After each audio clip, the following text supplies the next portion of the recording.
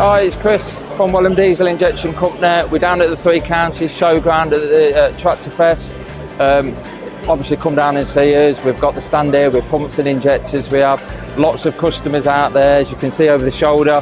The lads are doing really well, they are. If you need anything to do with a pump or injectors or spares, come down, come and see us. As I say, it's a busy weekend, it's busy out there. We'll be here both days, so make your way down.